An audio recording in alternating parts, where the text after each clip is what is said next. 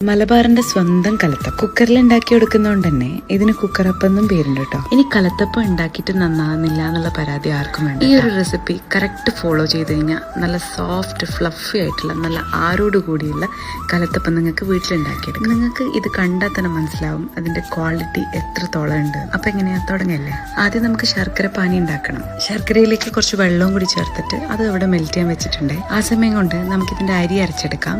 ഒരു 3-4 മണിക്കൂർ കുതിർത്ത് വെച്ച പച്ചരി മിക്സർ ഗ്രൈൻഡറിലേക്ക് ഇട്ട് കൊടുക്കുക.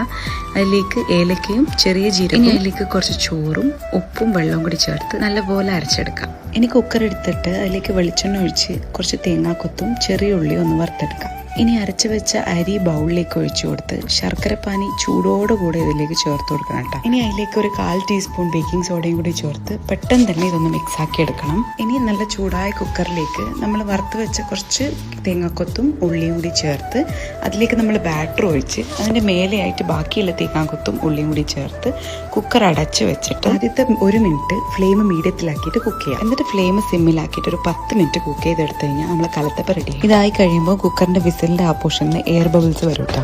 കുക്കറിന്റെ പ്രഷർ ഫുള്ള് റിലീസ് ആയാൽ മാത്രം ഇത് ഓപ്പൺ ചെയ്ത് നോക്കിയാൽ